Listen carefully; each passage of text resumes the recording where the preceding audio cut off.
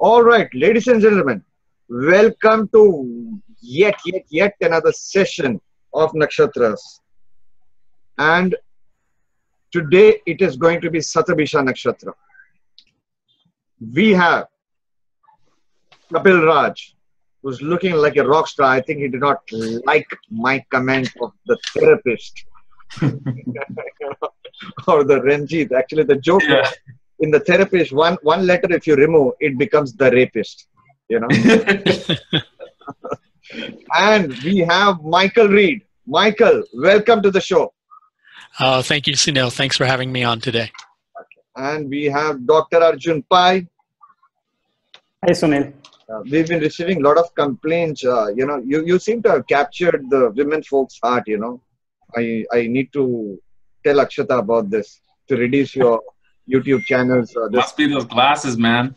2-3 women said, "Hey, Sunil, you did not allow Arjun Pai to speak much." And did you saw those comments on YouTube? And I wanted to tell them that this is a show hosted by me, so I have to give equal this thing to all our dignitaries present here, because they bring across varied experiences from their chart readings and all that. And last and this thing we have, speaking about women folk, we have our dear friend Inge from Germany. Hi Inge, how are you doing? Hi, thank you very much. I'm fine, eager to listen.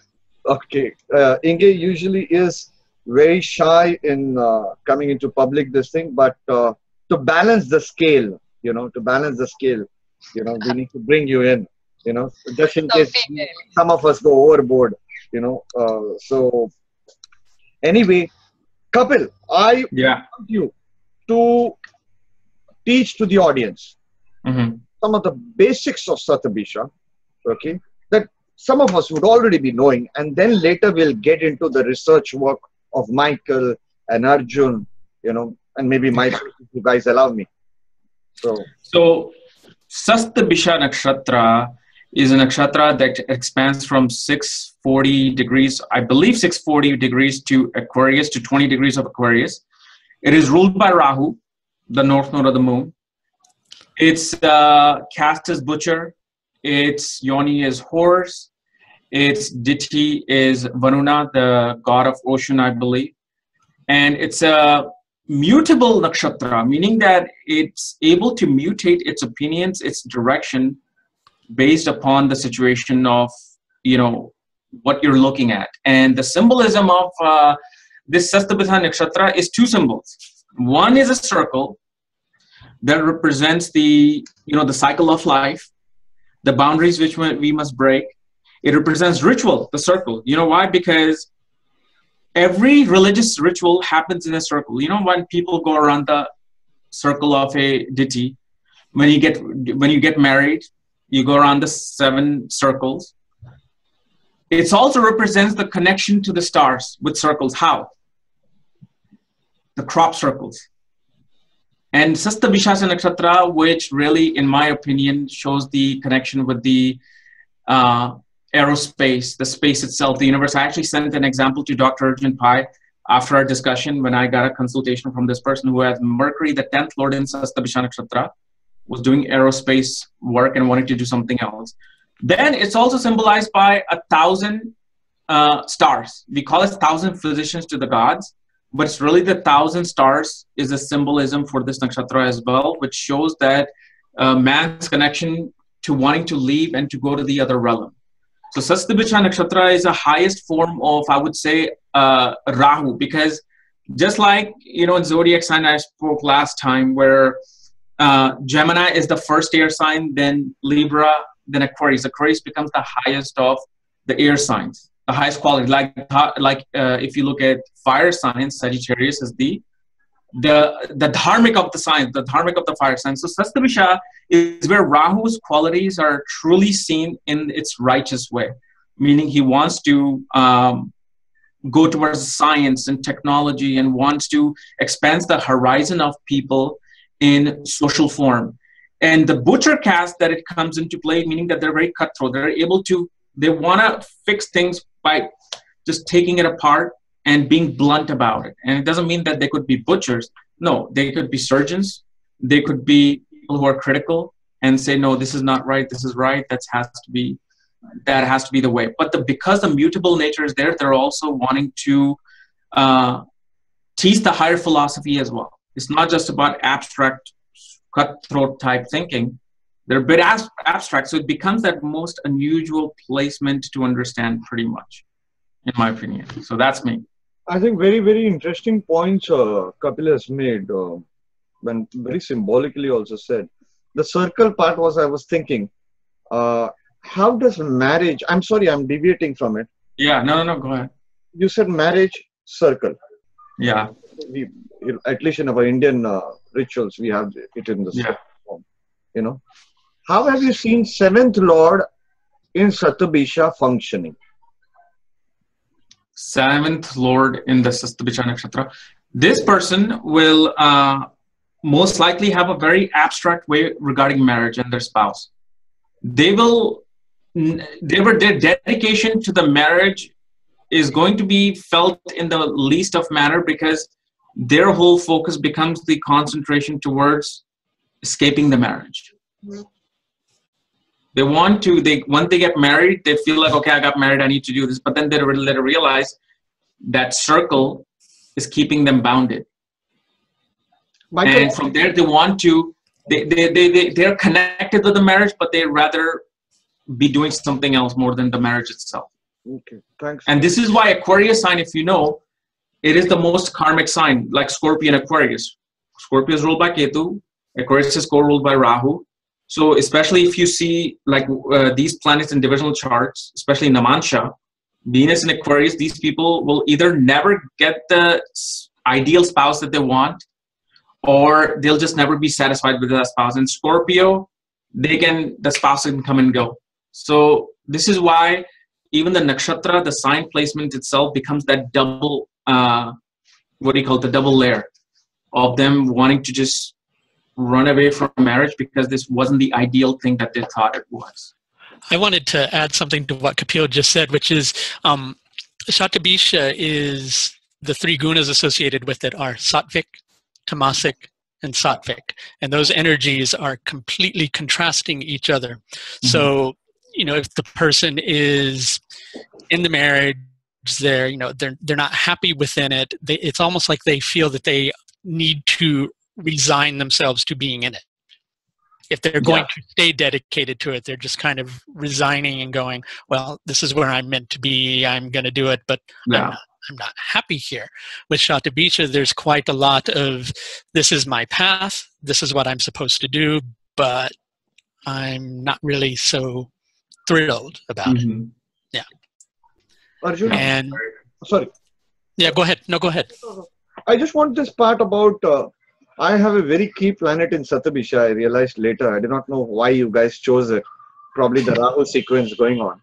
And I'll come to it because fascinating facts about Satabisha I can share, but it might become personal. But I've seen it working in many charts. Arjun, seventh lord in Satabisha. I don't have seventh lord in Satabisha, you know that. But just because Kapil took that marriage thing, I'm taking a cue from there. Well, the marriage thing I really wanted to signify as a religious ceremony. Spiritual religious ceremony to go in circle. So it's the cycle of life that you continue with the marriage. That's what, it's not really about marriage itself. It's just the symbolicness of going around something to appreciate it, to be dedicated to it, pretty much. You know, Kapil, when you said religious ceremony, it comes rituals. And ritual. Varuna, the deity in Rig Veda, he is the first guy, the power, the magical powers. He was the one to receive it first. In Rig Veda, it is mentioned, And, the line is, I am Varuna, these magic powers were first given to me. I'm reading from some source, actually. And rituals, see, the beauty about Satabisha, you all know this, is some of the best astrologers are born with key planets in Satabisha. Some of the best metaphysicians, healers, Reiki, this, that, etc. New Age healing especially. Kapil said something about it being the last nakshatra in the Rahu's this thing. you know. And some of the best magicians are also born with Satabisha Nakshatra, okay, especially with Rahu being the Nakshatra Lord. But when it comes to Satabisha and relationships, there is something interesting I want to share. First, 7th Lord in Satabisha, if you have your marriage happening,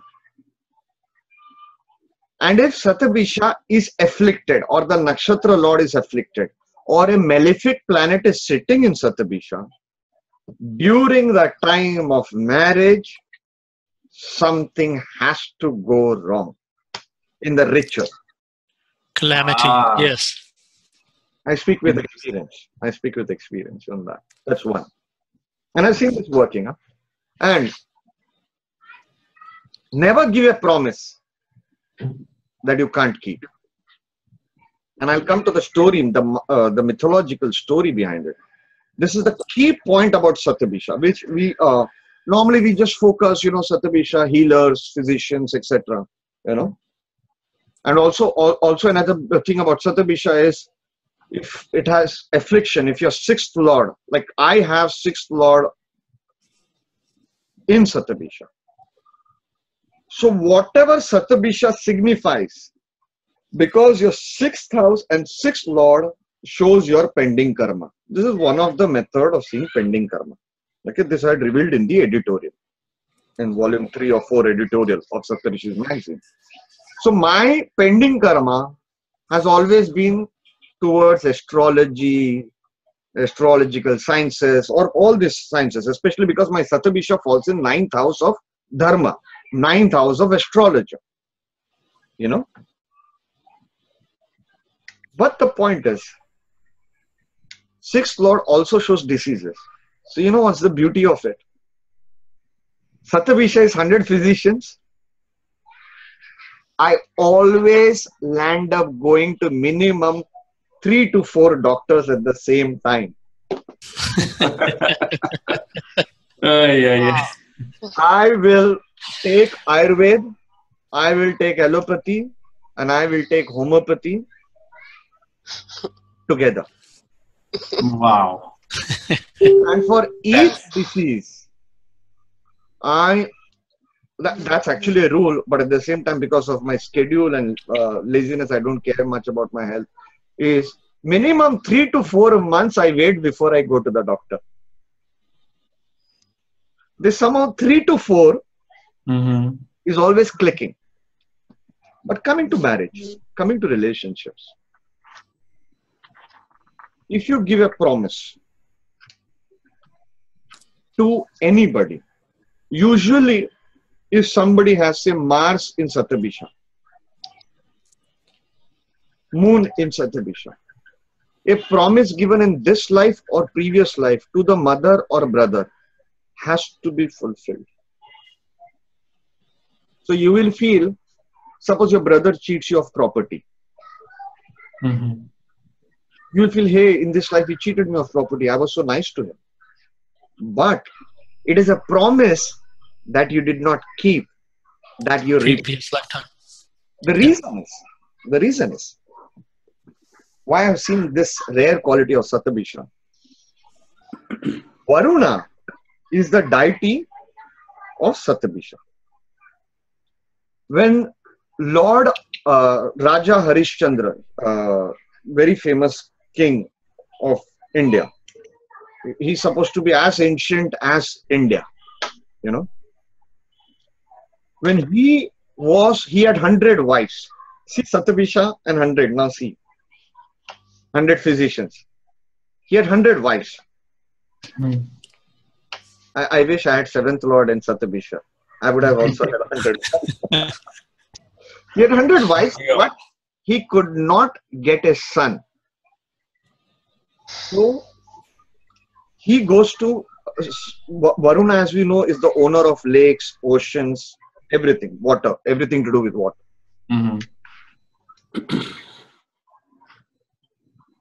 So he goes to Mother Ganga and he prays to Varuna to give him a son. So he says, Varuna appears and says, okay, I grant you a son, but on one condition, that when he is 11 years old, you have to sacrifice him to me. You have to sacrifice a son to me. A son to me. Now he gets a son, but he doesn't keep the promise because he's attached. So Varuna curses him that he will get a disease called dropsy. Dropsy. That is the reason any key planet in Satyabhisha, I was just speaking to an astrologer in US, a very old friend of mine, and she's got sun and moon in Satyabhisha. And she is a brilliant healer herself. But she has this problem in the feet. The pain in the feet does not go. The limp does not go. The limping does not go. It's a promise. See the story? You did not fulfill the promise. The disease will, in Lord Harishchandra's case, it was dropsy. So the disease carries on. You know? What's a dropsy again? Sorry? What's a dropsy? I don't know. It's a type of disease. Yeah, I don't know much about it though myself. Okay. So, I mean, the point is, it depends on horoscope to horoscope. Like what I feel, you will get an incurable disease, not incurable, for which you have to run around in circles to 100 physicians. I was going to comment on that, Sunil, when you have a chance. You know, basically, Varuna is the giver of universal law too. Yeah. Right. So he wants us to find that truth. Correct. So if we won't adhere to that truth, then he puts us back in that cycle of confusion, that cycle of fogginess, that cycle of uncertainty, until we learn the lesson of the truth. So what you're saying about the concept of broken promises, so you break that promise, then you're back in the cycle of birth and death, which is the, lack of a better way to say it, the ultimate disease, being here. You said about universal truth. One quality about Satyabhisha, I'm sorry Arjun, I'm just going on and on, I mean, I hope it's okay. One quality about Satyabhisha is, as a deity, it wants the universe to be perfect, balanced. Yes. The moral values, all these things have to be perfect. Okay. And that's the reason, if you see Satyabhisha people, other factors in their horoscope can intervene, but somewhere down the line, they are very just people. Moon in Satyabhisha, or Sun in Satyabhisha, or Lagna in Satyabhisha, they are very just. Internally, if they are not just to somebody, it will hurt them, that way. What do you mean just? Means they will always, no, they, right and wrong, they will always be a proper judge of it, in the sense in any situation. Even if they're going against their own spouse or child, but they will do what is correct to be done. That's something, a very strong quality of Satyabhisha, because of Varuna. Coming back to Harishchandra, now I'll give the remedy behind it, which comes from Harishchandra's story. So he gets this disease. He goes to sage Vashishta. So Vashishta says, you did not hear. Vashishta says, you have to give a son. You have to sacrifice. He says, how can I do it? It's my only child, etc. and all that. So Varuna says, Vashishta Rishi says, you did not hear Varuna clearly. Varuna said, a son, not your son, a son. So then Vashishta Rishi explains the 8 types of sons. 8 types of sons. One of those is that you can buy. So he tells him, you buy a son of a Brahman. So he buys that, okay, and he gives it in sacrifice. Now during the sacrifice, something great happens, which is Rishi Vishwamitra has already given a secret mantra of Varuna to this boy. So he's reciting that in the sacrifice, and Varuna appears and pardons him, and it's over. The point is in the remedy. The point is in the remedy is we need to decipher this mythological story. Because what I have seen something is all Satabisha nakshatras, if they have the 5th lord over there or the 7th lord over there, you know, and if their 7th house or 5th house is afflicted from all angles, is these people eventually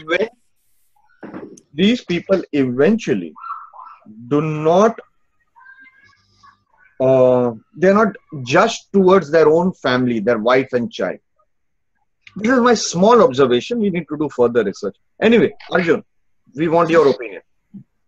Just a small point came. This dropsy actually, yeah, is a accumulation, is a edema, accumulation of water. Okay. In the body, yeah. In the body. That's Varuna. So, Varuna. Yeah. You know, speaking about it, I know someone who has less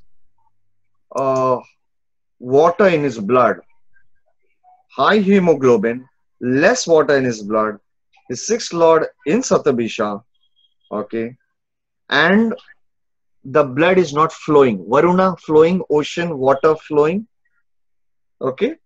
So he requires more water in his blood for it to be thinner, because his blood is thick because of high hemoglobin content. See how beautiful, yeah. It's a promise not kept. I love you, Inge. You put up the point. Arjun Pai. Yeah, what I wanted to say about Shatabisha, you know, is one is the word Satabisha, it is actually called as Shatabishak. Okay, that is what in Yajurveda it is said Shatabishak. Why Shatabishak? Shata means 100. Bishaj means 100 healing or cures. Okay, and Sak is the word which is the keyword of this nakshatra. Okay, so every nakshatra has a keyword associated with. So either it is the first word or it is the last word. Okay. Now this word comes from the root word which means powerful or mighty. Okay. And that is why if you even look at our ancient scriptures and also look at Buddhism. Buddhism talks about 33 gods and the heavens, and they take Shakra. They call it Shakra Muni. Okay, Shakra is another word for Indra. Shakra. Okay, Ra. So Varuna in the ancient times, okay, he was called the Indra in the past, and that is why if you see at this nakshatra, Varuna rules. He's called the dark sun, okay, or the midnight sun, okay, the ruler of the night sky. These are the different terms that were given to him. So obviously what happens is whenever the sun sets, that is when his domain starts. Okay, so his region is the west. Okay, Varuna's region is the west, and his activities begin once the sun sets. Okay, so with that connotation, he was also called as the chief of the Asuras. Although he is a solar deity, okay, he's a solar deity, but he controls the darkness. Okay, another theme that you see with this dark sky is the dark sky has these thousands and billions of stars. Okay, so these thousands of billions of stars become his eyes, and these eyes keep vigil on everybody and everything that we do on a day-to-day basis. And that is why this star is also called as Varuna keeps an eye on everybody. Okay, so that is why you see more spies, brilliant researchers coming from this nakshatra. Espionage, that is what he does.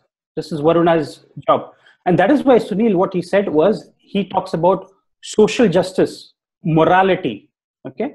But having said that about social justice, morality, these people also form revolutionaries who want to bring great changes in how things are happening today, because they cannot accept and go with whatever the government is going to tell you or whatever people are going to tell you. Wow. Okay. Another theme very strongly connected is Varuna is called the Lord of the Underground. Okay, it's called the Lord of the Underground, and that is why he has complete control over the region of the dead. Okay, and I'm sorry to interrupt. Let me ask a very basic question. Isn't Yama the Lord of the Underground?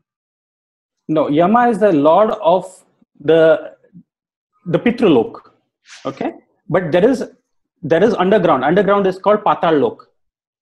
Okay, Patal Lok is where the Nagas and the Ashlesha. Varuna's subjects are Nagas. Yes. Varuna's subjects are Nagas. Exactly. So he is the ruler of the underground. So what happens is, because of his power over the dark sun and the underground. I was thinking that 10 minutes back, now back, about Sarpa Yoga and Varuna, because I remember reading it here. Okay, yeah, sorry. Exactly.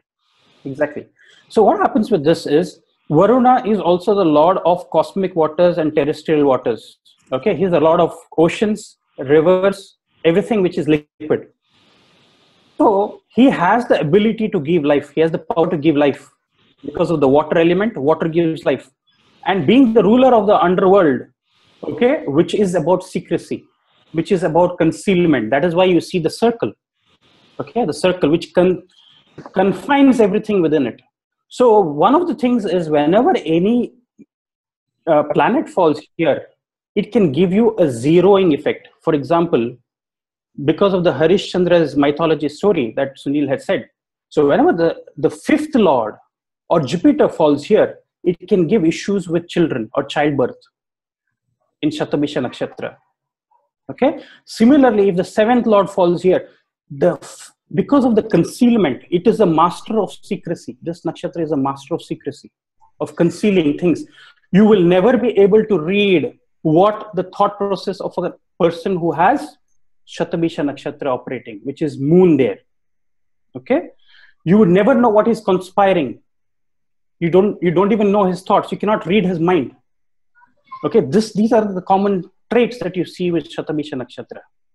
Okay. What about if the nodes fall into these nakshatra itself, since they rule these? Sorry, Kapil? Oh. I was saying, what if the nodes, Rahu, Ketu, fall into these nakshatra? Shall I give you two examples right now?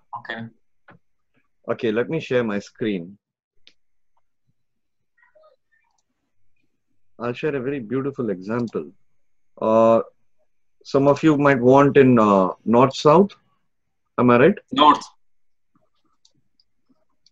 Okay, just for your audience. Can you see the Jagannath Hora? Yeah. Yes.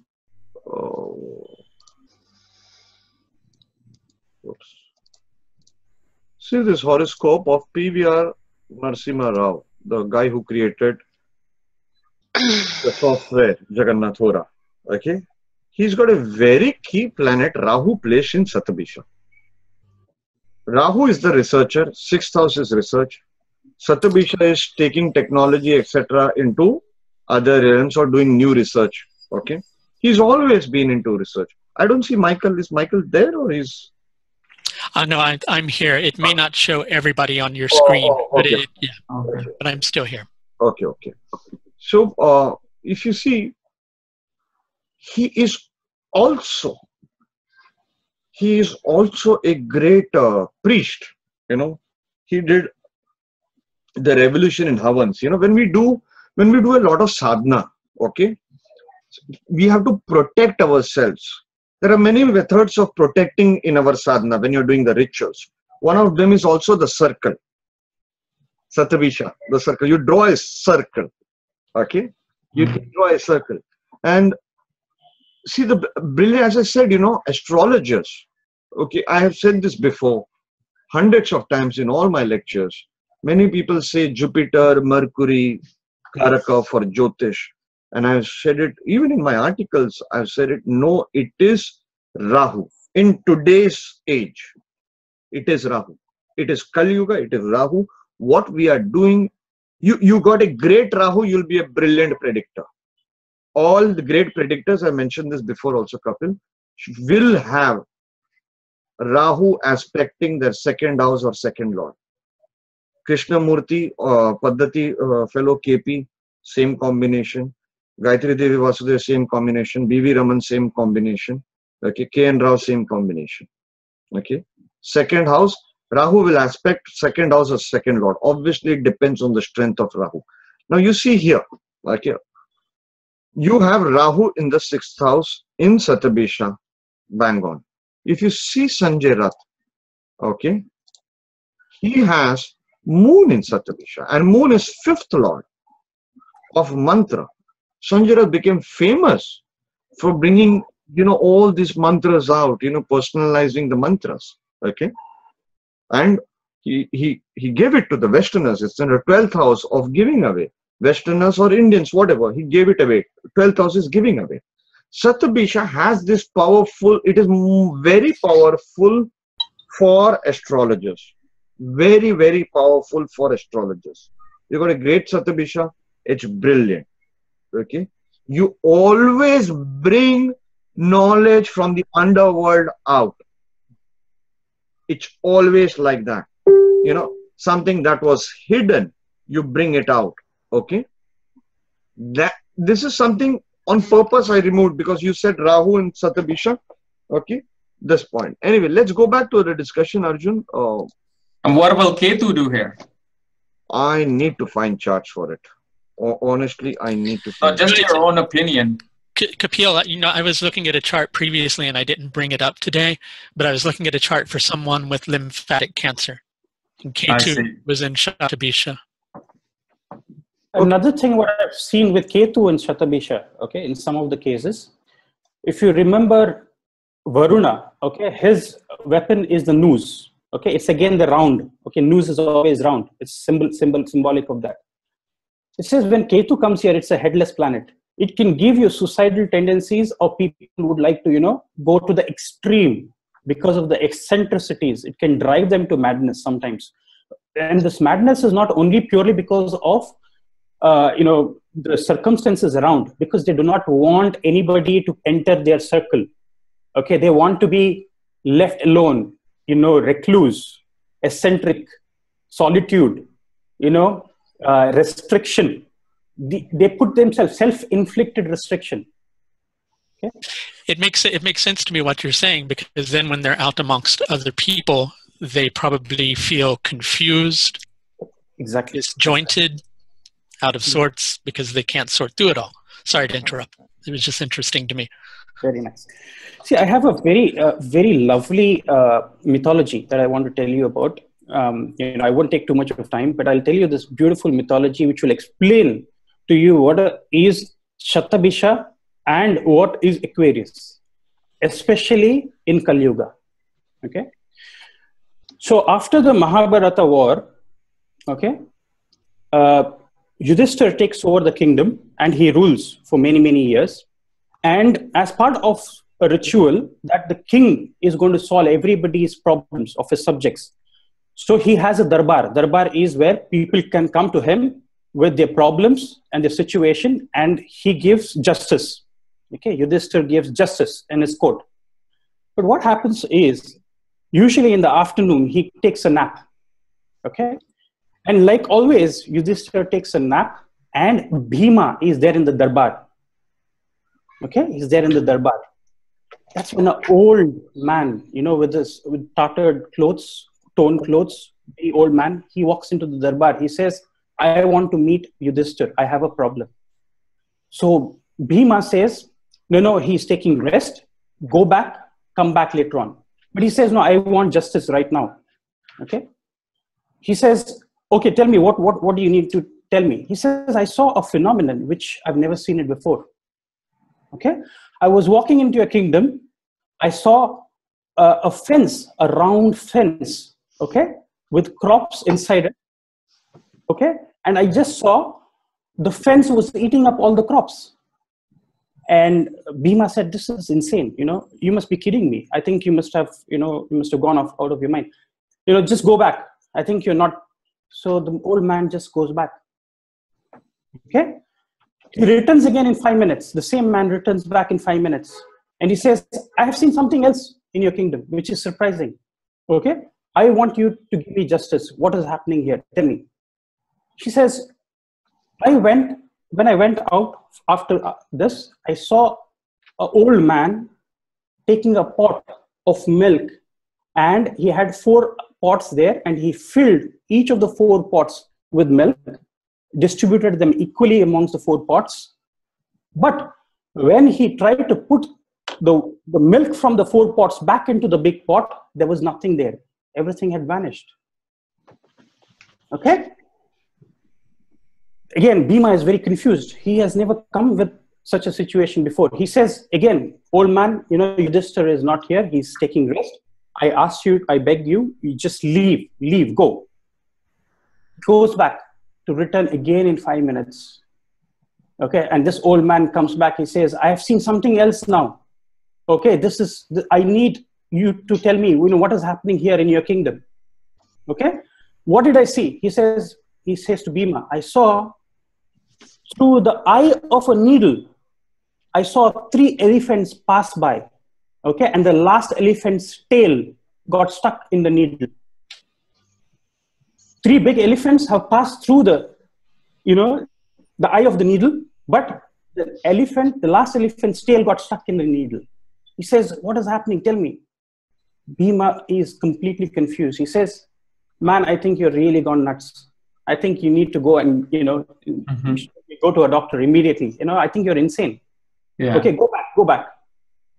So he sends he drives the man back, the old man. Okay. And at the same time, when he sends the man back, Yudhishthira gets up and he comes out, okay, out of his siesta. And he says, were there anybody to come and see me today? And Bhima says, yes, there was somebody. And he, tells him about the entire sequence of events which this old man came up with. And immediately Yudhishthira stands up and he says, did you catch hold of this guy and put him behind bars? This old man that you're talking about, and you told me, these 3 things, these incidents were happening. Mm-hmm. He said, no, why? But I thought he was an insane man. He was gone nuts. He was crazy. What was the point in arresting him? And what has he done? And Yudhishthira says, man, he was Kali Purush of Kali Yuga. He had come here with those questions to tell he has come back now. It's Kali Yuga has started now. But Bhima is confused. He says, tell me, how did you know he was Kali Purush? And why did you say you have to imprison him? He says, the first story, what he said, is the circle which was protecting the crops started eating it. Means the people, the kings, the rulers who protect their things will start eating up the people's wealth. Okay? It is a Shatabisha circle, which means today in Kali Yuga, the rulers, the kings will start eating up the wealth of the people. He says, what about the second incident? He says, it shows that an old man, when he gets old, he distributes his wealth amongst his 4 sons equally. But whenever it comes time that he's fallen sick, there is no milk there because nobody comes, none of the sons come to help the father.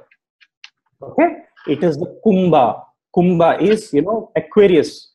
A Varuna is seen with a pot of nectar, Soma in his hand. Okay? The pot of immortality. Right? That was the second sign of Aquarius. Third, he says, he saw 3 elephants pass by through isn't it crazy? He says, it just shows that the ministers and people who rule the kingdom get, scot-free. But it is only the tail, the lesser known ones, they get caught in the web. And that is Kali Yuga for you. And he says, it is time for us now, because we let go of Kali Purush, it's time for us to leave this plane. Such a beautiful story to tell you the signification of Shatabisha and Aquarius playing in Kali Yuga. Fantastic, fantastic, Arjun. Wow. I would now like to request Michael and Kapil, if you have some example charts to show more traits of Satabisha? I don't have any charts to show examples of Shatabisha Nakshatra in individuals, but what I do have is what I was discovering with Shatabisha Nakshatra is a connection with earthquakes in geological changes. And I have several examples. Oh, I got one. Yeah. But I don't know if you want to go to Kapil first, which would be absolutely fine too. Since we're on an example, why don't you go to Kapil first? Yeah. Okay, so do you want me to give you the date of birth or? No, how do I share the screen? How can I share the screen? No, he can share the screen himself. Oh, I can. Okay. There's a thing at the bottom, and it'll show you choose which window you want on your end. So do you see this?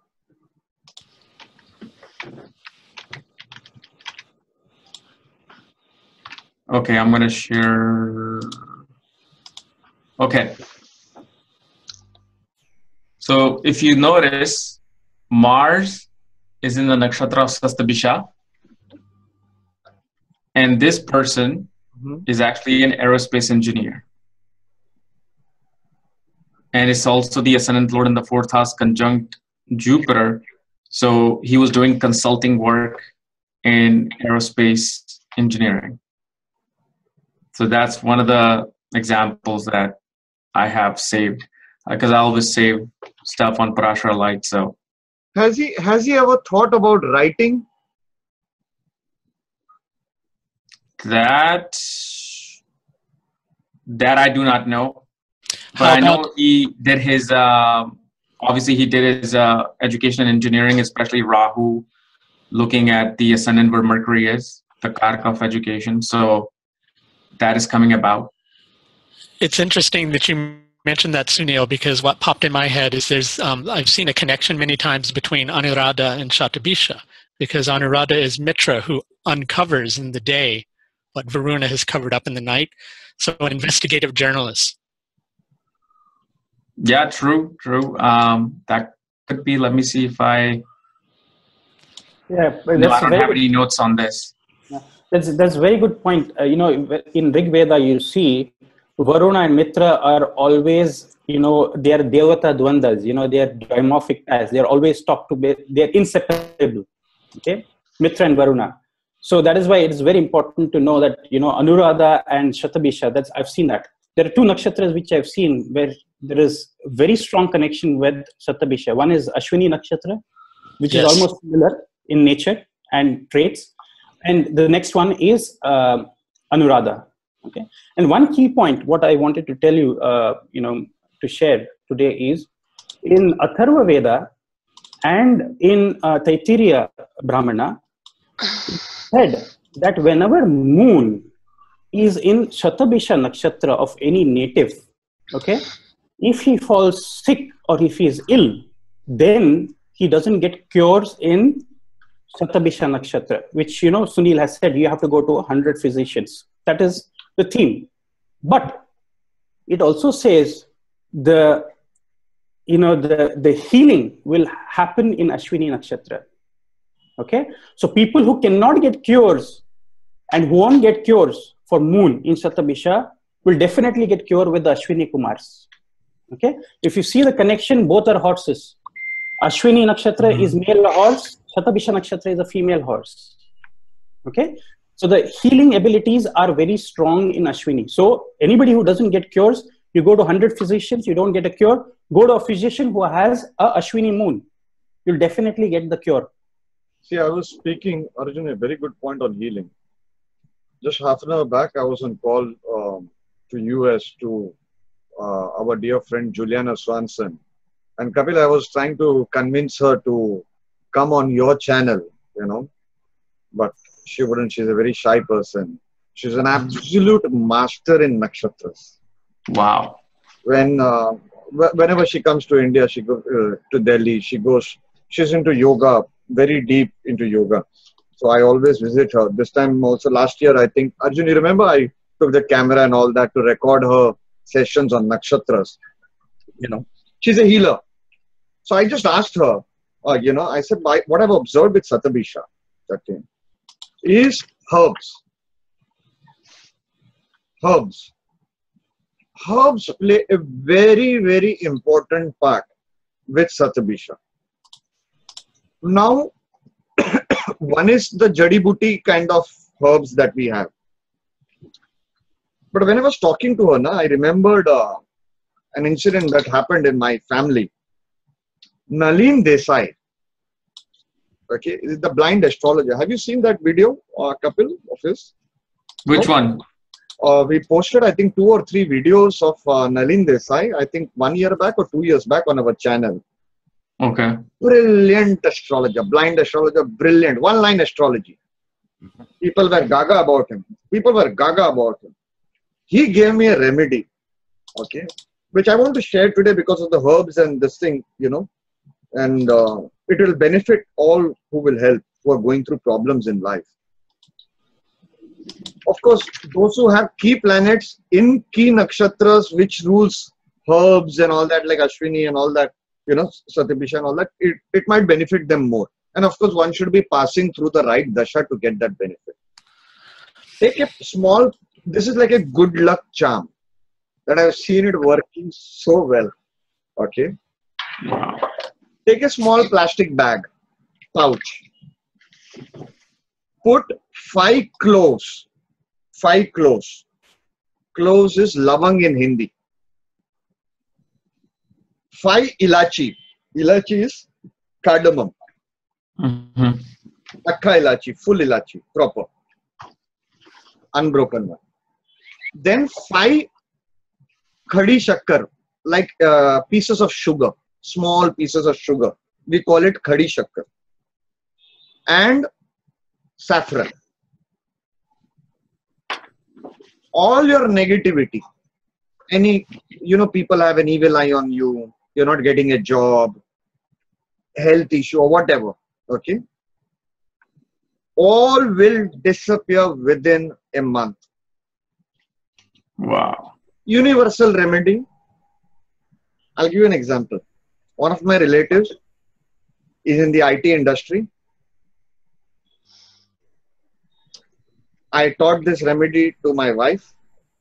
This is actually supposed to be done every Amavasya. Every Amavasya, you keep on changing this bag. Like put a new bag, new plastic, put it and carry it in your pocket every day. Okay. So it really brings, see, all these herbs like ilachi, lavang and all that. Lavang we know is very important, you know, for remedy work. You know, if you have any kind of, if you feel any kind of black magic is done on you, you take 108 lavangs, you tie it in a necklace form and put it on Lord Hanuman.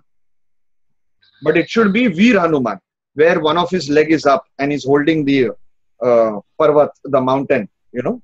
So these are all simple remedies that I've gathered from all village astrologers. This remedy I got from a astrologer from Jodhpur, 500 years parampara.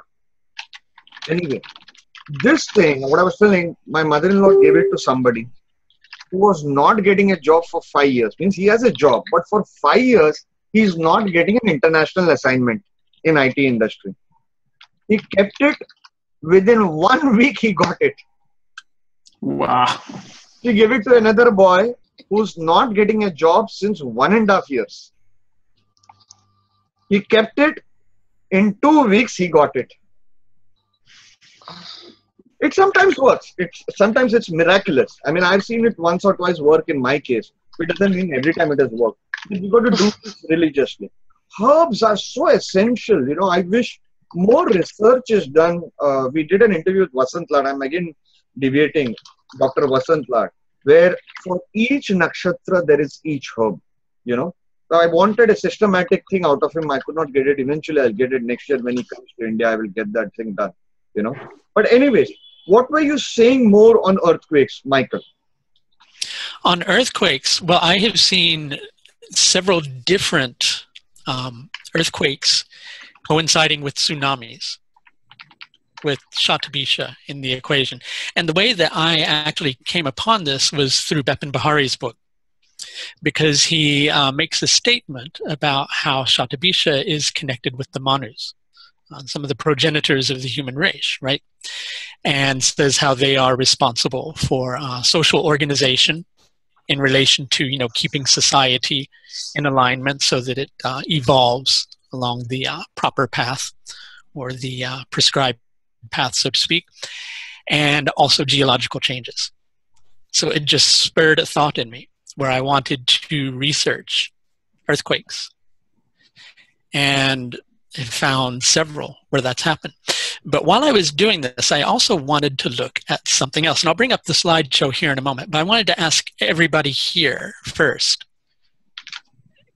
Did your life change miraculously December 2007? Was that a pivotal point? Can you identify if that was a pivotal point for you? Bang on. Bang on. That's when November end, I decided to do November end or December first week in the it was the Ekadashi day when I decided to do Saptarishis astrology. The reason being, here's what I want to show you. Let me bring up the slideshow for us.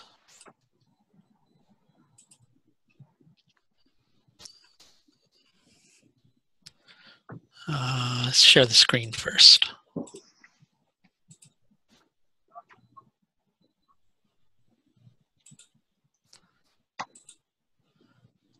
That'll do it. And then, there we go. 2007, December 11th, 2007, bringing Pluto into the equation. We had a conjunction between Pluto and Jupiter and the galactic center. It's a very powerful connection. Where's Rahu? Satabisha. Shatabisha Nakshatra. Very powerful time for humanity. For me, what this was saying was that the universe, God, however you want to relate it, was trying to put everybody on their path, the specific path that they are on to assist in the evolution of humanity for the coming 15 years. Which interestingly enough is a Pluto cycle, right? So a lot of very powerful changes began happening in people's lives around then, and a lot of very powerful changes began happening on the earth around then. But if we follow this chain, so the point I'm trying to make is Shatabisha is very much associated with those forces that guide humanity and that put humanity on the dharmic path, what each individual is here to do and where humanity is supposed to go at large so that they can resolve the great calamity. What have we been having, the last several years? A lot of heightening of geological changes, a lot of upheaval. I know that Arjun was talking about revolutionaries, things like that. We've had a lot of revolution last several years too. All of this began at this particular or began to become more heightened around this particular time. Let's go to the next slide. Can I ask you? Which is, sure. Before you go ahead, okay, just for the audience sake, you said December 2007. December 2007. Pluto and Jupiter both were conjunct in Moola. Exactly, and the last time that happened was 2,000 years previously. But why? How do you connect Satabisha with this? Maybe I missed what you said. The reason when I was looking at earthquakes today, the idea to look at this particular date just popped in my head, and I noticed that Rahu was in Shatabisha, and where are Jupiter and Pluto? They're in Moola. There's the nodal axis, Rahu and Ketu, both. There's a connection of Rahu and Ketu. And if you notice, in the next 18 months, or I would say 15 months, Ketu will come into Satabisha. Yeah. How, or no. Yeah, Ketu will come into Satabisha. How is that going to correlate into this kind of, symbolic timing? Is there anything with that, or? Well, something that's coming into my head a lot, and kind of playing around with the outer planets with this is at present, we're at the beginning of an angle between Pluto and Neptune. Okay. So, we've got a lot going on with oceanic changes, global warming. Well, that's real neat, yeah. Yeah. And next 12 years, there's going to be, and I'm not saying this on the scary, everybody should be scared level, because I don't think people should. I think that people should should grow, should evolve, should learn how to take care of their planet better, should learn how to take care of each other better, right? Because the next 8 years is very powerful and very crucial in that. And what this is about, if you look at Shatabisha being about the 100 healers, right? We've got to there's a big problem here on the planet. Mm-hmm. It's going to take a lot to heal. Why is this problem here? Well, on one level, the Earth is a living entity. It's a living entity, and when it's got a virus that's making it sick, it's going to do something to heal that virus. And that's what Shatabisha does too. It's about trying to find that cure, trying to have having the truth revealed to one from having gone off the path, because Varuna clouds things over. And we're in a very crucial period with this, where we can go one of two ways. We can either continue blindly, wandering along this path, or we can have the necessary understanding, which is with Ketu bringing that detachment. There's an opportunity for that understanding to develop. Very profound opportunity. But interestingly enough, in the years that followed, we began to have there's a lot of things with geological changes. Let's move to the next slide. Pointing out some earthquake examples. I'm sorry, Arjun? Yeah. I just, maybe what is my observation is, when Kapil said what happens when Ketu comes there, See, what happens when Ketu is a moksha karaka. Whenever it comes into Shatabisha, what it will do is a lot of things which are hidden, what were hidden, ancient knowledge, on medicines will come out, or they'll get more prominence. Okay. Healing, because if you look at the result of the basis above and basis below, and the desire is to have a world free of calamity. Calamity, yes. Right? For Shatabisha Nakshatra. So whenever Ketu comes into Shatabisha, it is about the healing things which are hidden, because Varuna has hidden everything. And mostly cures in terms of like a polio vaccine which came out. If you look at this, I will show up the chart of Jonas Salk, who found the polio vaccine. So people will come and give this medicine for free to the world. They will not patent it. You will see this happening whenever Ketu transits through Shatabisha. This is my take on this nakshatra with Shatabisha. Mm-hmm. You'll find great cures, maybe for AIDS, for diabetes or things like that. You will find great cures, and the researcher who will find it will give it free of cost. He won't charge, or he won't put a patent on it. That is my take. Yeah, I mean, Arjun, quickly, I have Jonas, this thing, it's a very good point that we have deviated into. I can show his horoscope right now because it's my favorite horoscope. Can I, Michael, with your permission? Can I? Oh, sure. Can you do that on your end without me disabling that? Do you know? Because I can disable this on my end. Here, let's do this. Okay. There you go. Okay. It's my favorite horoscope. Arjun, this is all yours. Sun, Moon in Shatabisha. If I'm wrong. Oh, no, man. Yeah. You mean Moon, Rahu? Moon and Rahu in Shatabisha. Moon and Rahu, Shatabisha. In the 5th house of children. And polio was for children. And the beauty is he's got Jupiter debilitated. And he's got Bhrigu Bindu in the 5th house. His destiny was to do this. Kapil, you are in love with Bhrigu Bindu. I love it. I just love it. It's just becoming, I'm telling you, my Venus is fully active now. Does anybody remember when he removed the vaccine? I think I have it. Sunil, if you have my slides, I think I have it in my slides. Yeah, then share your screen, please. Wait, hold on. I'm sorry I'm deviating, guys, but I think it's coming out. Oh, no problem. Hold on, let me share my screen. If he actually came to me for consultation, the only thing I would say, your destiny is to heal children. That's it. I wouldn't say polio, but that's what I would tell him. That's more than what you, I mean, that's a far deeper insight you're giving in 1 second. Yeah. 1 second. Satyabhisha, healing. 100 positions, Moon Rahu in the 5th house. That's it. Can you see my screen? Yes. Yes. Now it's Yes. Okay. Yeah. There you go. I don't see the date. I don't think. Okay, I've not put the date. Okay, but you continue.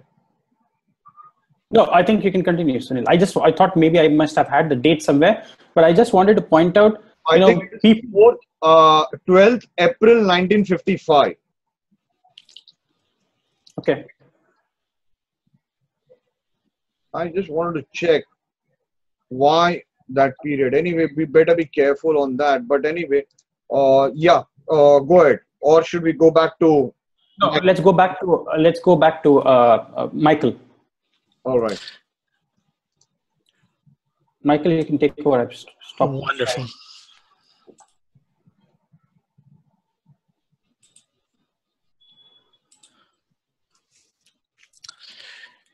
Here we have another earthquake, tsunami in the Kuril Islands, 1994. And Saturn and Shatabisha.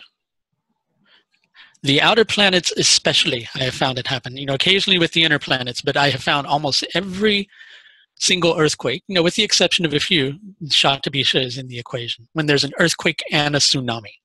And it was interesting because Dr. Pai was saying something about Varuna ruling the underworld, so underground, right?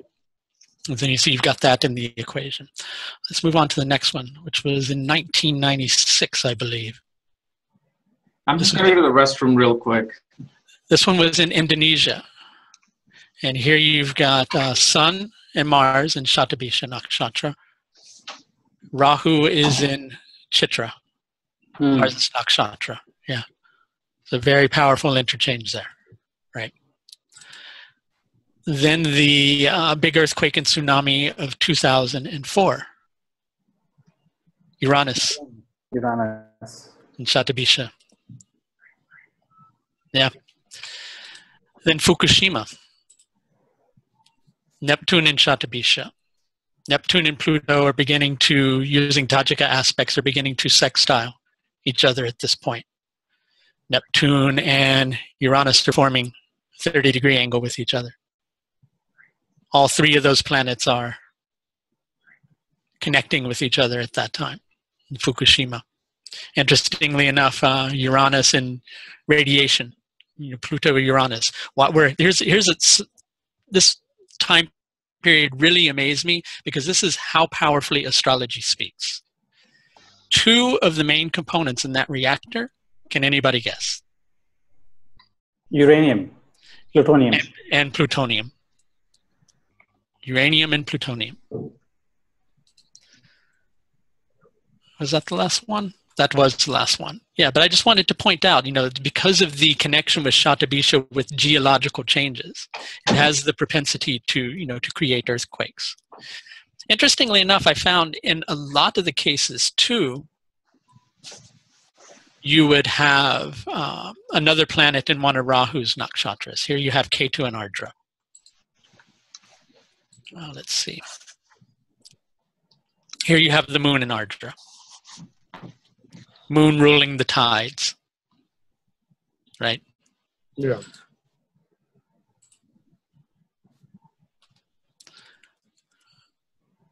I am not seeing the moon. Moon is in Shravana. And Shravana, right? Yep. It's ruled by the moon himself. Exactly. And in 1994. Uttara Phalguni, right. So, very powerful, Shatabisha being involved in all those equations and being both associated with the underworld and with Varuna. Yeah. Yeah, sorry, continue. Sunil, I just wanted to ask the panel and yourself one key observation that I've seen with Shatabisha Nakshatra. It is called the lucky star of hidden things or lost things. Have you seen people with Shatabisha Nakshatra, either moon or sun or lagna? These people can find things which are lost or hidden. Yeah. Okay. This is something I wanted to ask the panel. I have seen that. It is called as the fortunate star of the king. Shatabisha is called as the fortunate star of the king, and it is a lucky star for people who can find things. Okay. I think we discussed this one. You mean wait. It's a nakshatra where you lose things, or you're able to find things. Find things. Okay. So suppose somebody has moon or sun or lagna in Shatabisha. These people have a great ability to go and find lost things. Suppose now in your house you must have lost your watch, for example. Okay, in Kapil's house. Thanks for reminding me. Yeah. Kapil, then fish out for somebody who is a Shatabisha moon or a lagna, and let him in your house, and probably will find the watch for you. Okay, they're very intuitive. They're very intuitive. I was looking up an example here to see if because there's one person that you're speaking about, which I'm going to keep anonymous, but I just want to see if that's there in their chart. So I'm going to take a look. How can I share? Because Arjun and me, we've done this before 1.5 years back, but I'll have to change the name. 1 second.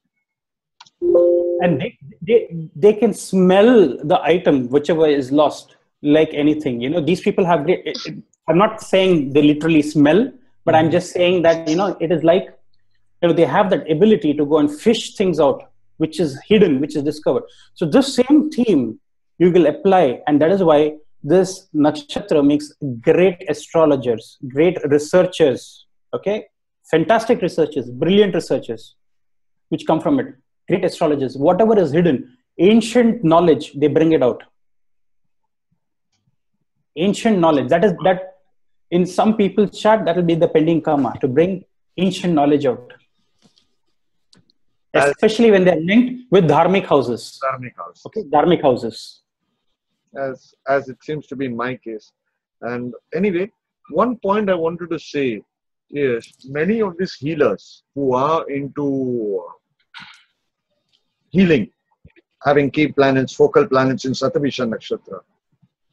There's something, this is what I've read also and seen also. Okay, and I can show those charts, but I need their permission. Yes. They will not do one type of healing. They will learn 4 or 5 types of healing. You know, they'll do Reiki also, they'll do pranic healing also, they'll do gemstone therapy, elixir therapy. By the way, that's something people should get into. Gemstone elixir therapies, you know, it's supposed to be extremely powerful. You know, they keep on doing so many things. And if it is in an astrologer's horoscope, for example, okay, then they will learn Nadi astrology, Bhigu astrology, KP, Gemini, everything. You know, so it has a nature of multiplicity. For example, Kapil was saying, what about Ketu in Shatabisha? Let me show you one horoscope, or let me share the screen. I mean, their qualities is mutable, so they love to go in different directions. See, this is the horoscope of our dear Amitabh Bachchan, the Bollywood superstar. I don't know why I do this.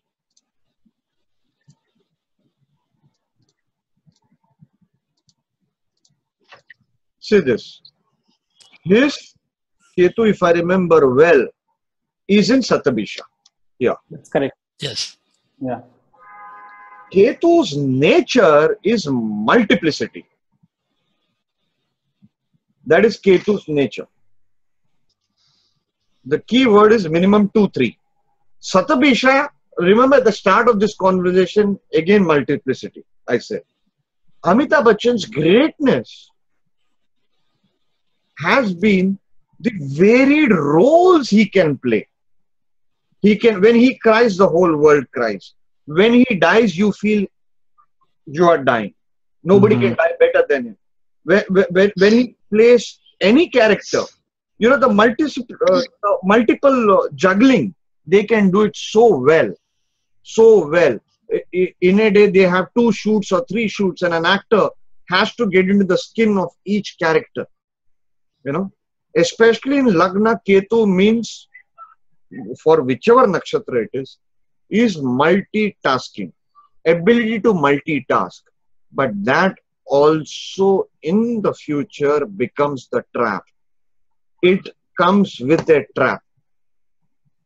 So what's the trap for him, you noticed? You know, when you saw him getting into so many other professions, you know, becoming a politician, becoming a producer, you know, the same is the problem with me. If you see, I do multitasking, like, because I have a key planet in Satabisha. So I do so many things in the same time. I mean, you know, Arjun always tells me, you know, he's focusing on nakshatra. Like for this, he would have prepared his presentation and everything. I will come 1 minute before and start talking. No, he sent me the presentation 3 days back. I've not even seen it. But because I multitask, and that becomes my trap. It becomes my trap, and that is what will lead to my downfall. Doing so at the same time.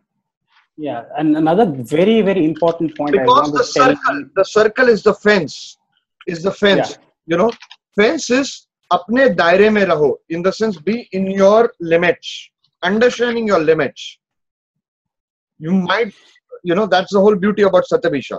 The circle has to be interpreted, understanding the limits. Yes. Yeah, so a very, very key point, which I wanted to point out with the Amitabh Bachchan chart. Can you bring up the chart again, Sunil? I'll do that, right. With relation to Satabisha. A very important point, which will give out another theme that I wanted to share with you. Now, you can see he has Ketu in Satabisha, correct? Yeah. Okay. Now, what I wanted to tell you, another theme of Satabisha is this nakshatra is connected with alcoholism or alcoholic people. Oh. Okay. Now, you see, whenever he acted as an alcoholic, he was better than people who were really drunk. He was better than Dilip Kumar. He was. Yes. They used to say Dilip Kumar, nobody could act like Dilip Kumar in a drunken state. I mean, when Dilip Kumar used to play the role of a drunkard in a particular scene, but Amitabh changed the whole equation completely. Yes, because Satabisha Nakshatra is related to Varuna, and Varuna's concert is called Varuni, and she created a potion called as Varuni Sura, which is an intoxicant, which is your fermented beer today, or you know, you can say it is a fermented grape wine. You know, it's an intoxicant she created. It is called as Varuni Sura.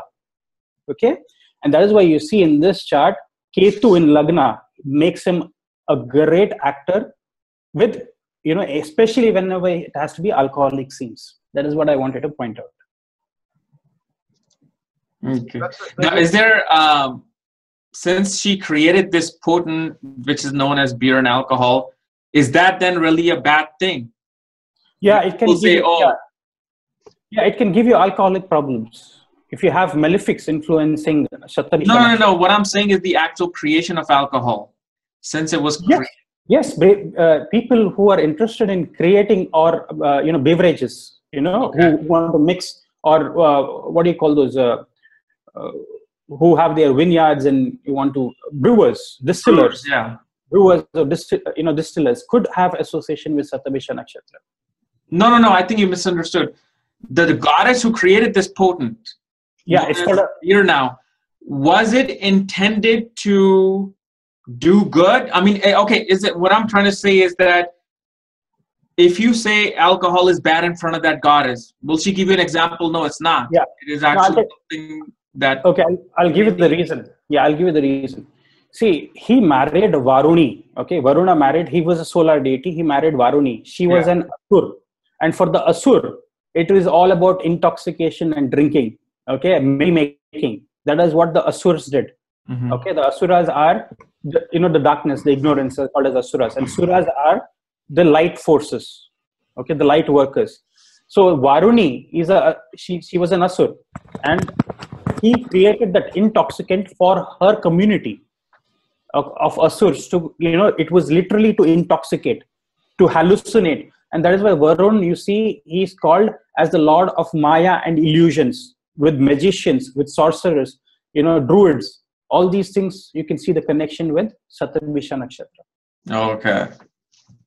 People who make, secret potions in the laboratories. Right. Chemists who can do that. Yeah. And on the modern side, what you see with Satabisha are people who are into, LSD, hallucinating, cocaine, heroin. All these things can be connected with Satabisha.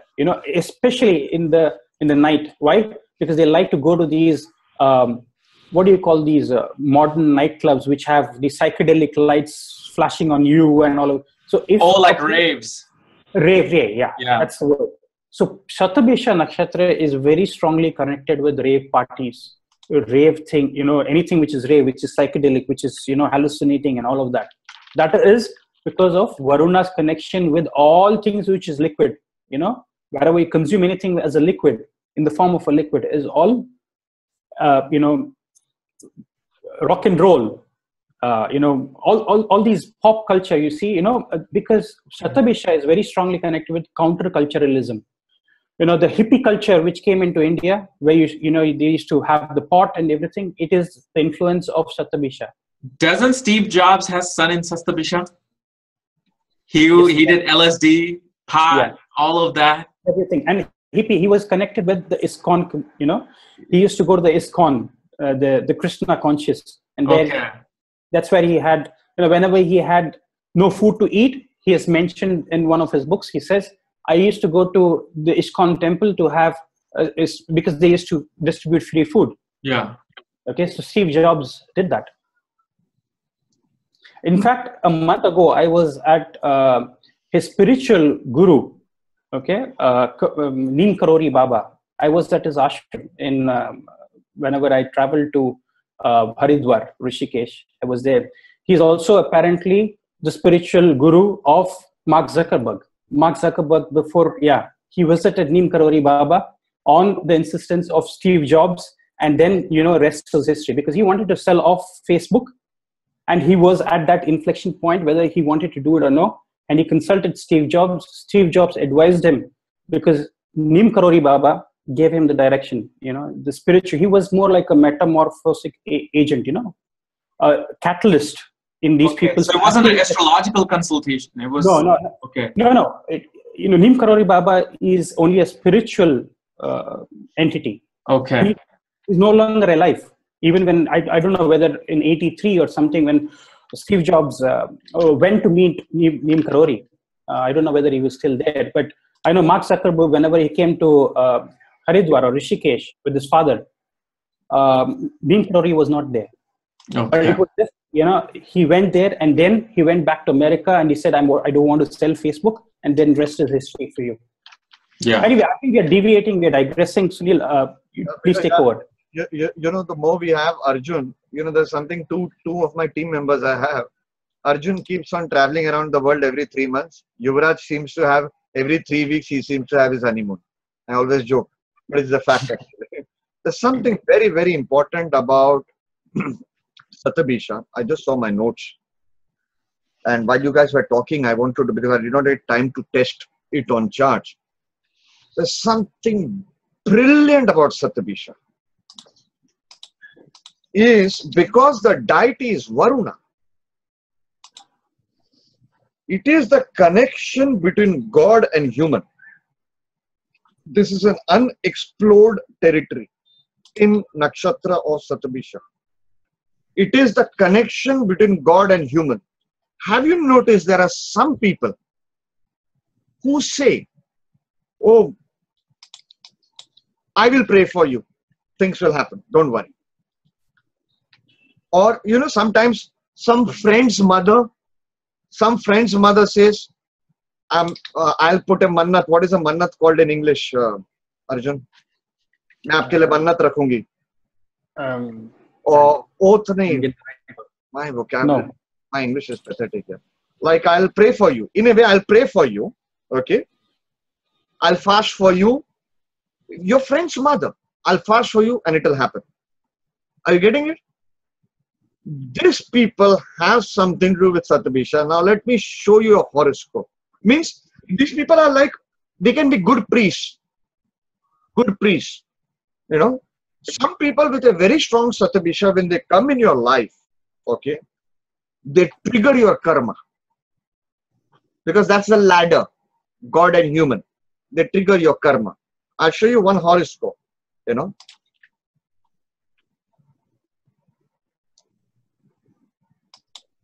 And one second, I'll have to stop. How do I'll have to change the name. One second, guys. Otherwise, can create problems. Can you see? Are you able to? I think I'm gonna. Are you able to edit out that 4 seconds when I shared that screen because I had the name of that person? I'll have to ask Michael to help me in that. I was supposed to just go and edit.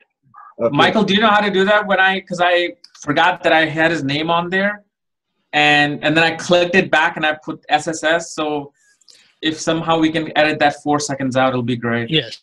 Okay. Yes, and Sunil, if you'll send me a link to the file, I can edit it. Perfect. And go to YouTube video editor and just edit it out. You know. Okay. See now, let me share the screen.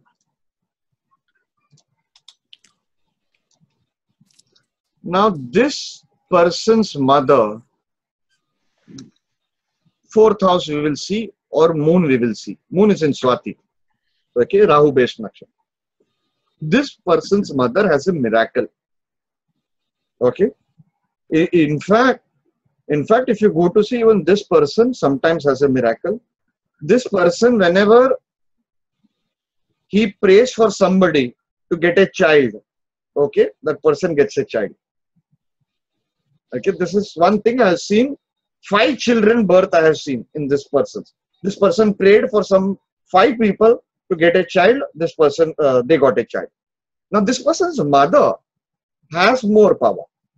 And I was seeing Satyabhisha, I was not getting Satyabhisha. Like when Kapil, you said Ketu in Satyabhisha, I said, I do not remember. Then after that, I was thinking and I remembered Amitabh could have it. And I checked and Amitabh bang on had it. You're getting it? Are you guys with me? Can you hear me? Yes, yes.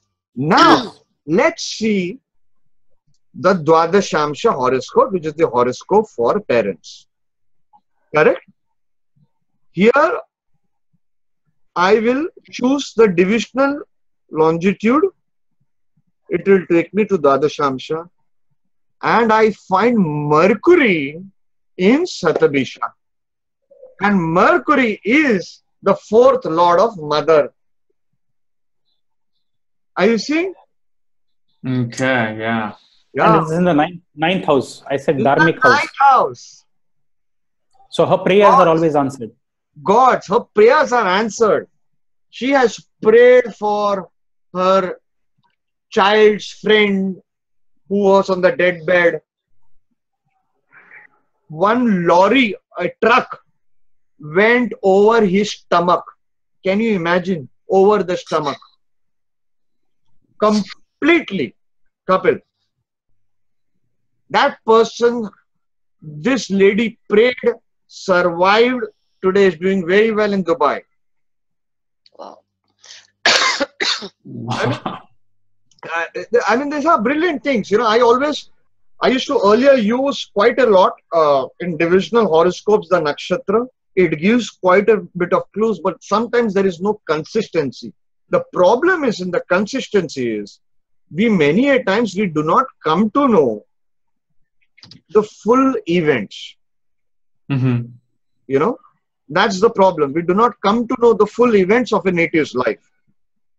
You know, like, for example, alcoholism. You know, I was just speaking to somebody on the phone. That person has moon and sun in Satyabhisha. You know, and that person is an astrologer. I said most people try to think Satyabhisha with alcoholism. You know, they blame that. Okay. I said, yeah, people generalize it. And then that person was telling, he is not an alcoholic. Then I asked, was somebody in your family an alcoholic? Your mother or father? That person said, yes, mother was an alcoholic. Wow. But here is still chance. What is alcoholism? Alcoholism, if you reduce it to the base level, if you just put your mind to it, it is dependent on something to get in the mood. Yeah. If I do not do my research work, I get mad. In a week, I need to discover 2 techniques minimum. I get mad. I literally get mad. I feel depressed. I go into depression. Yesterday night, I was with Arjun, WhatsApping, I think 2 o'clock in the night or 2:30 in the night. Okay. And also with 2 more people.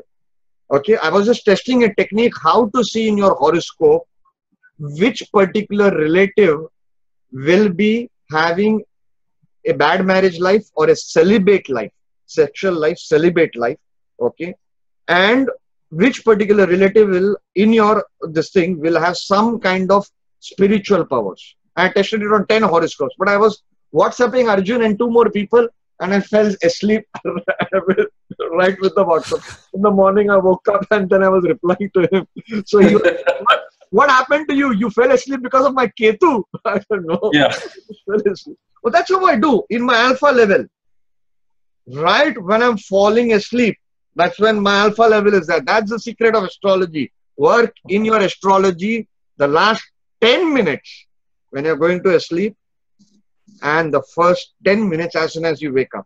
As soon as I wake up, I straight away go to the toilet and I am thinking Jyotish, thinking of a technique. Okay. Yeah. I don't do it on purpose to be on the alpha level, but it's become a habit, you know. So I've given a big secret out. You know, anybody wants to add something more on Satyabisha before we wind up? No, I wanted to, if you go back to that chart that you were just showing, Dwadamsha. I'll do that. One second. I just wanted to point something out that, again, you're going to be like, you're just going crazy, but something I just wanted to see. Okay, so if you look at 12th house in Dwadamsha, Moon is exalted as a Bhrigu Bindu, meaning mother is a gift of a Devi. Yeah, you know. The destiny with the mother is that mother is a gift of a Devi, because Moon in the 12th house is a gift of a Devi. Yeah, very true. Very true. And somehow, what I noticed is this person, this mother, has some kind of gift with tears. She tells me that if she cries and prays, see, Moon is also salt. Huh? In Faldipika, I forget the chapter, Moon is salt. Karaka for salt. So your tears are always salty. You're getting it? Yeah. So, but anyways, I mean, the point is Moon is exalted here. That in itself is, you know, no need to justify the horoscope. Okay. But like bringing in the salt element, you know. So you picked a very brilliant point. Yeah, because you said to look at Bhrigu Bindu individual chart. So all I do every day, I test these things. I'm like in the Dasamsha, Navamsha, and then if they answer it, I register it in my notes. Yeah. So also, I mean, I'm just add. You know, I wanted to do a part 2. You had told me to do a part 2 on Bhrigu. Yeah. Which I will bring, but I'll quickly add maybe here, you know, and make that session into another varied session. Suppose you have a planet with Bhrigu Bindu. Okay. You will have with that relative some pending karma. It's like your destinies are interlinked. You can't get away from that person. You just can't get away from that person. Okay. Wow. I will see if it's trying to remember. Yeah.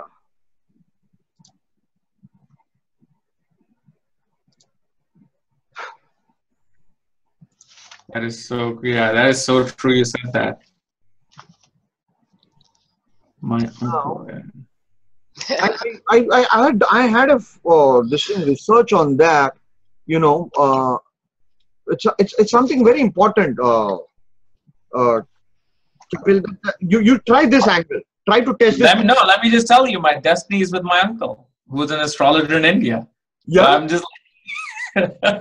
Does it match with your Karaka and all that? Yes. Oh, great, great. Easily. That's as soon as you said that, I'm like, oh man, okay. Wow. Well, I had few charts. I'll have to change the name actually, to quickly show it. And we are deviating from the topic. Something, okay, before we wind up, okay, Arjun, Kapil, Michael, buzzer round. Buzzer round means I say the nakshatra, any nakshatra I name, 2 words about that nakshatra. Mean 2 different qualities, okay. So this is the buzzer round. It's not going to go in a systematic manner like from Ashwini onwards. Okay. Okay. Okay. Let's take a tough one. Purva Bhadrapada. Michael. Uttara Bhadrapada, what I find with that particular energy is paradigm shift. You understand the word paradigm? Like one complete belief system. Bam, you're wrong. Right? Okay. Also, people Uttara Bhadrapada Uttara Bhadrapada natives can be very zealous behind a cause. Purva Bhadra or Uttara Bhadra you're talking now? Uttar. Okay, I had said earlier Purva Bhadrapada. Oh, you said Purva Bhadrapada. Okay, fine. Uttara Bhadrapada. Since you said it Uttara Bhadrapada, that's what destiny wants. My apologies, yes. Second part, what you said was jealous? Zealous. Very, very powerfully behind a cause. Oh, zealous. Oh, I'm so sorry. Spiritual warriors, yes. A lot of zeal, yes. Okay. Now, all right. Let me take another nakshatra with Kapil. Okay. Kapil, Pushya. Pushya, nourishment, taking care of people, healing people, but at the same time, making people feel good about themselves. Pushya. That's the job of Pushya. So especially when moon, ascendant sun is in there, your whole life is going to be about giving yourself and nourishing people, but also making them feel above you. Okay. Inge, does that work in your horoscope? That's, I think, you, man. Always helping everyone. No. No, you don't have a planet in Pushya? No. Okay. Some of the combination. Only in the divisions. No. Okay. Arjun. Something rare about Magha that you have never said before. 2 words. Magha. Magha, I've seen a very, I think it's very common. Everybody knows about Magha and the connection with spirits. Okay, this is something that I've seen always, that the spirits come to. Now, I'll tell you about Magha. I met a person who was a volunteer, okay, of ours. He said, I saw your video on KRS, okay, and his great-grandfather apparently died out of food poisoning. Okay, somebody poisoned him and he died. And then he says he has Rahu now in Magha Nakshatra. Okay, so Rahu signifies grandparents or great-grandfather or, grandfather. Okay, Rahu signifies that. He says whenever he eats anything, he throws everything out. And the mannerisms that he has is exactly the same as his great-grandfather. So rebirth is something, and because he was poisoned with food, he cannot take in food. He has to be extremely cautious about what he eats. He cannot eat outside. He cannot eat in a restaurant. He has to eat a particular type of food. If he eats a little bit spicy or something, the composition changes, he just throws it out. All right. So the thing about, connection with your forefathers, especially when you have nodal axis coming in Magha, I have seen this work brilliantly. It works. It does work. Jimi Hendrix had his North Node in Magha. Okay. South Node Shatabisha. I was going to bring him up today, but I didn't. But interestingly enough, he was part Native American. And he had a complete identity with Native American heritage. As a matter of fact, I think one of their posters, he appears as like a Native American in it, so to speak. Yeah. So complete, connection to forefathers, ancestors. And another point I wanted to say is, if these people who have Magha, prominent planets there, if they do not follow the culture, the traditions of their forefathers, then they find themselves to be in a lot of troubles. If they follow and if they appease their ancestors, I've seen, gifts being inheritance, land, property, wealth just multiplies. And usually it is the property which comes from their forefathers or ancestors. And also I've seen Magha Nakshatra very strongly connected with antiques. People who have, who love antiques, paintings, people who want to buy old, heritage sites and want to convert them into museums. Museum curators are all associated with Magha. The past through ancestors. I've seen that a lot too. Things connected with the past over and over again. And one thing which I've never ever said about Magha, which I want to say today, because Sunil said, say something which is always, I've seen Magha being associated. Whenever you take Prashna, Magha will always be associated with something to do with real estate. Okay, because it's a royal throne room. Okay, so anything to do with real estate, whenever you see say the fourth lord or Mars sitting there, you will find these people's interest in real estate. Something to do with property, with buildings, or buying, selling properties, or all of that, or even connection with selling insurance, life insurance policies. These people could be excellent dealers for life insurance policies. Why? Because Magha is about ancient and life and death. Okay, so policies, life insurance, all of that. Because again, insurance gives you inheritance sometimes, isn't it? Some bequests come, some gifts come, some insurance will bring you wealth. So insurance agents, insurance companies, very strong Magha. My best friend has 2 planets in Magha Nakshatra. He's a real estate agent. So there you go. Now you know. Speaking about real estate, I was thinking about James Gallagher, and he's done great work on fantastic nakshatras. And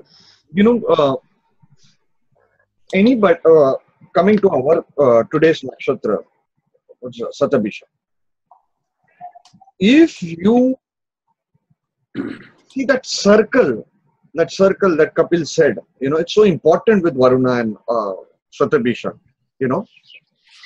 It's got to do with everything. Like if your fourth lord is in Satabisha, okay, you got to check if the Vastu is not giving good, etc., or that there are not good results, or a malefic transiting on your fourth lord or something like that, or fourth house. Then you check the fence around your house. Is it broken? Because that's a circle.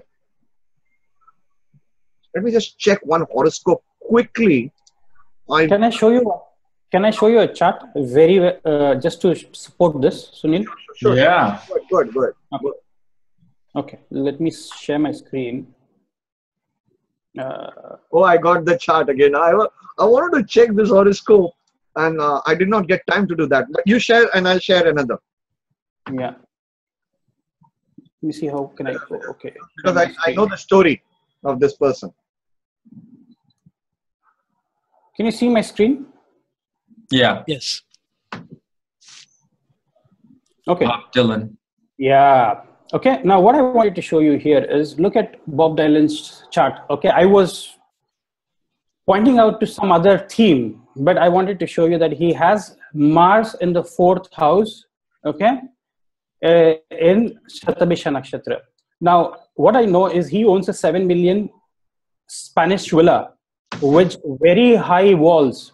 So what happens is these people want to be secluded. They don't want to be seen. So whenever there is a 4th lord or ascendant lord connection with Satabisha or the 4th house, they want to live in a secluded place, or they want to be alienated, or they don't want other people to see. So they usually have very high walls. Okay. Wow. This is what I wanted to show you. So Mars is also Karaka for property, and it's in the 4th house. And look at his villa. It has got, very high walls, and also a huge shrub obscure, which we cannot see anything but the driveway. That's what is written. And I've put a picture of his villa here. Wow. Okay? That is concealing. That is restricting people's view. That is Satabisha. Let's take Michael Jackson's horoscope. Let me show you that. I do not know much about Kapil. Do you know about his Disneyland, that story? Oh yeah, the Neverland Ranch. Yeah. Can I share the screen? Yeah. Yeah. Arjun? And then I will show you something about Michael Jackson with another chart. It's Michael Jackson. Show it right now. Show it right now. So the same thing. See, what I wanted to show you with this nakshatra is secrecy, solitude, veiling, and hidden aspects. Okay, look at this. Do you see that? He has his ascendant. It is, the source is Chakrapani Ulal, who was apparently the astrologer for Michael Jackson. So this is the right chart that we have. See, one thing what I knew, that whenever he had come out from his legal suite, okay, Jackson flew incognito with his entire family for 6 months to Ireland in a very secluded place. And he was there with his family, okay, for about 6 months, and nobody knew where Michael was. So he went incognito. And is very famous for going, and for the wheel. If you see the picture here, it is Mark of Zorro. He was disguised as Mark of Zorro. Okay, this is, again, he has got his, parda on, like a Muslim woman, like the parda, the wheel. Yeah. So you see this thing about trying to hide from public glare and things like that. This is very, very strongly connected with Shatabisha Nakshatra. Yes, over to you, Sunil. Yeah. So this is the share the screen. This is what I wanted to actually talk about. Are you sure? Oh, you can use the chart here. The chart is here. No, I'll show one more horoscope. Okay. And I've stopped. Yeah. Yeah, you can. What I wanted to say, about Michael is, whenever the see here, the Lagna Nakshatra is Satabisha. Okay. Lagna shows one's whole inner being, also, not just the external. Okay. And it is the seclusion part of being in that circle of Satabisha, that circle. I want to be in that circle. I don't want to go out of that circle. This is one of the problems of Satabisha. One of the traps of Satabisha is these people want to actually go out in the world and become famous and do revolutionary things. That's Satabisha. And that trap and the double dichotomy is, I want to still be under a veil, under my high walls, and not go out. This is the double dichotomy of Satabisha. Yes. But I have not been trying to phrase it properly, But this is the same thing. And also coming to that circle part, I'm not getting that horoscope. Look at Amitabh Bachchan's house. Sorry? High walls. High walls, yeah. Pratiksha. Yeah, you're right. Amitabh Bachchan has, you're right. Let me just change the name and, show this horoscope. Is Michael still here? Oh, yeah, I think I've seen those videos. Yeah. I can see him. Horoscope, the fourth lord of property and home, is Ketu, and it is in Satabisha.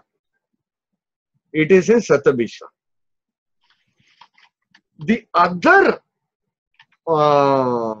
lord or Scorpio is Mars. Mars is in which nakshatra?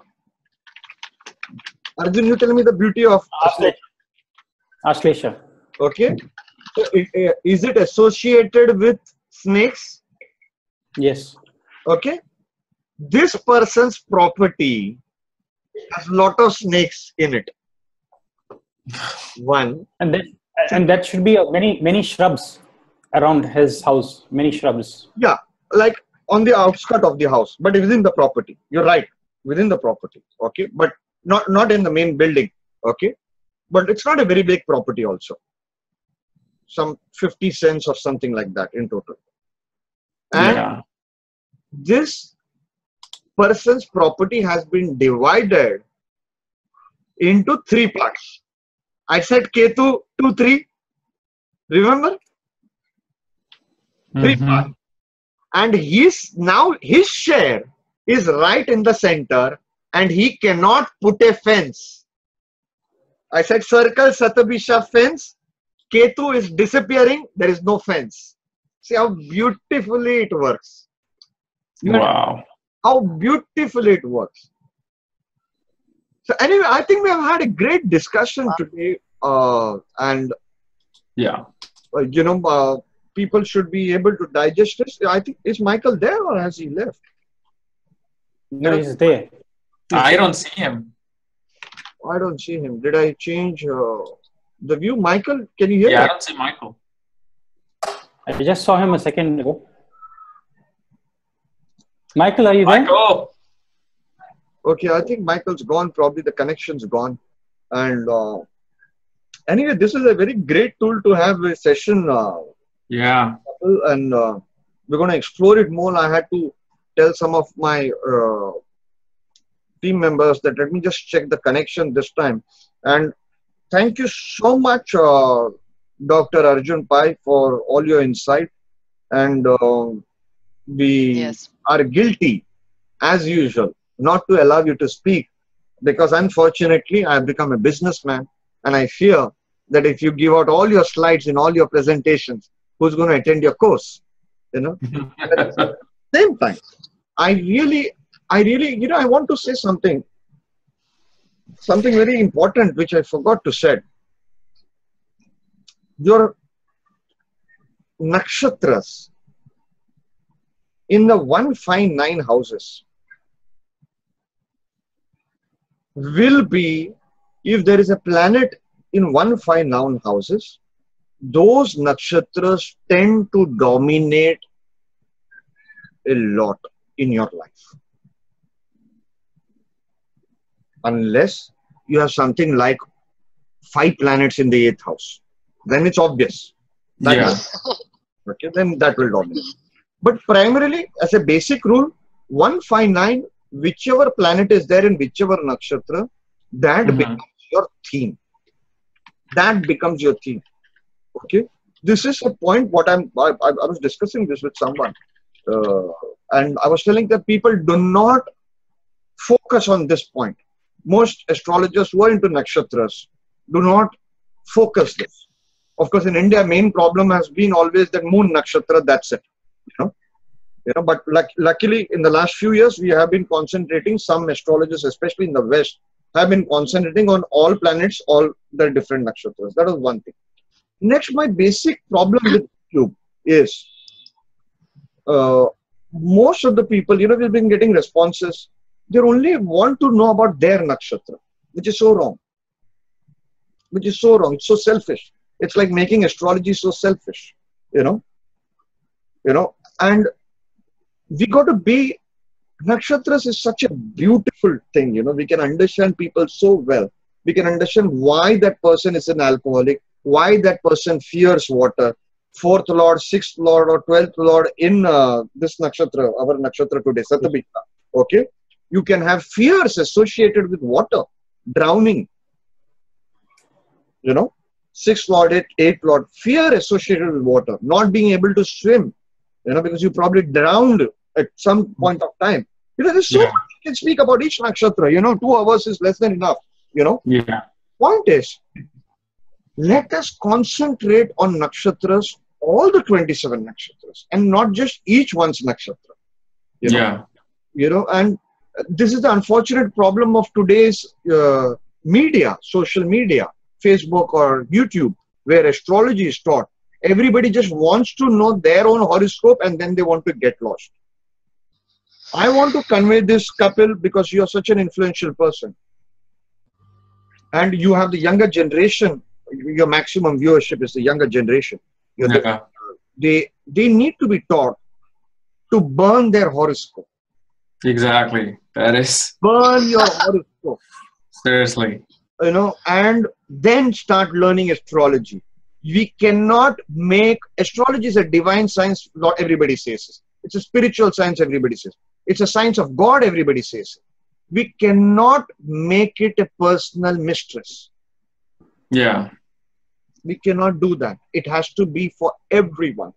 If it helps us understand our mother, our spouse, our child, you know, and our friends, and most important, beyond a certain stage, enemies. You know, if your 6th Lord is in Satabhisha, you'll have powerful enemies who are into black magic, who know very great magical arts. You know? You got to understand why it's happening in your life, and accept it and move on. So anyway, thank you so much, Inge, for being, you know, patient with our the thing, you know, brainstorming session, you know, and adding the woman touch here. And Kapil, I don't know, you were looking different earlier. Now you're looking different. What did you do? It's Rahu. No, in the start of this session, you're looking different. Yeah, because the sun is moved now. I'm more orange and yellow now. Okay. Thank you so much, Kapil, for your patience. Thank you. It's a pleasure. I mean, I want to do this again. Maybe we'll pick up some other nakshatra. Yeah, let's pick up or let's pick up some other nakshatra, not complete the trilogy of Rahu. Let's pick up some other nakshatra. And the only thing is I'm traveling. I'm going on a conference to Pune. Then I'll be in Delhi 26th to 7th. I'm traveling again to maybe Bikaner to meet someone. So I'm traveling quite a lot. But in between, we can surely do a nakshatra because you guys are the ones teaching. So I don't have to do it, you know. And let's not break this trilogy. You know, at least let's do it every 12 days. Once 12 days, Arjun Pai. Like how Michael Reed was saying about how Sastabisha and Anuradha are linked. So maybe we can then pick up Anuradha next. I don't know. All right. Anuradha, so is it? Yeah. Let's bring in Anuradha. Yeah. And also, just a reminder, if you can take that name off in the edit. Yeah. I'm going to do that. Okay, perfect. Thank you, Sunil. So definitely let's looking forward to the next one. I love this session. So all right. Thank you so much. All right. Oh, Michael's come back. Michael's back. Hey. We were just signing off when you came up. We were just saying bye and you came up. That's why I came back. Internet connection problem. Oh, sorry. Yeah, it's cutting in and out. It did. Yeah. Yeah, so it happens in UK also, not just in India or Sunil. Oh, it happens here too. Yeah. Thank you so much, Michael. I hope you enjoyed this session. Oh, I had such a good time. I always do. Talking to all four of you. I was telling them that we were going to pick up what Michael was referring to, Anuradha Nakshatra, which is linked with Sastabisha. So we'll do that. Anuradha. Yeah. Yeah. Yeah, I think Anuradha would be really good to do. Let's take it up next. And I personally have learned a lot from you guys. And I feel let's bring it in the next session. The first 15 minutes, let's bring in all the normal elements that most astrologers in the world know about Anuradha. Let's sit down and do some research, create our own PPTs, you know, and share some new research on Anuradha. Okay. Excellent. Yeah. All right. All right, guys.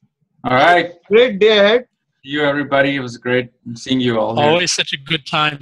Yeah. Thank you. Absolutely. Thank you. Take care. Thank you all. Thank you. All right.